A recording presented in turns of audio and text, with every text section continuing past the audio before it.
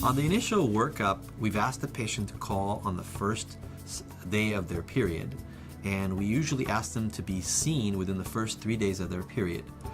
They're a little nervous because they're on their period and they don't feel comfortable, but we kind of have to see them around that time because what we need to do is do an ultrasound to count their follicles. We call that antral follicle count. An antral follicle count is a good measure of ovarian reserve. The ultrasound usually correlates with a blood test called anti-Müllerian hormone, or AMH, which is also done around that time. And that is a test to see if there's adequate ovarian reserve. We'd like that number to usually be over 1, but it's different for different ages. And it usually correlates with the ultrasound.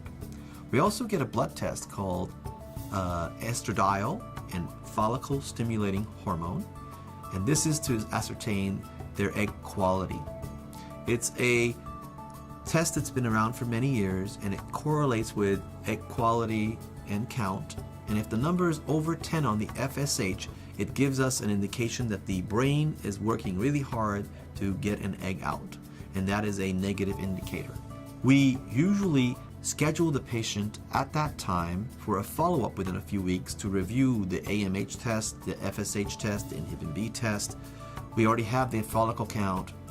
We would do all the other tests that would be necessary, potentially thyroid tests, genetic tests. When we also schedule the patient on that date for a uterine cavity evaluation that could either be with a water test called a hydrosonogram, or a HSG, or a hysterosalpingogram, which is an x-ray of the uterus and fallopian tubes. This test is usually done on day 7 to 10 of the cycle. So we basically see the patient on day 1, 2, or 3, do all the hormone testing and ultrasound, then we see them back on day 7 to 10 to do the water test with us, or the x-ray with the radiologist. We would do the semen analysis if necessary at that time, the testing on the male partner if we have a male partner to test. And 3 weeks from the initial evaluation, which was the hormones and ultrasound, we schedule a follow-up to review all these test results. And once we've gathered all those facts, to go over with them.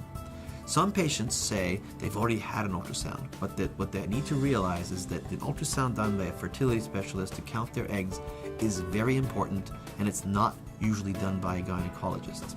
So we really would like it if the patients followed the plan and we gathered all the information so we have the facts to help them in the shortest amount of time.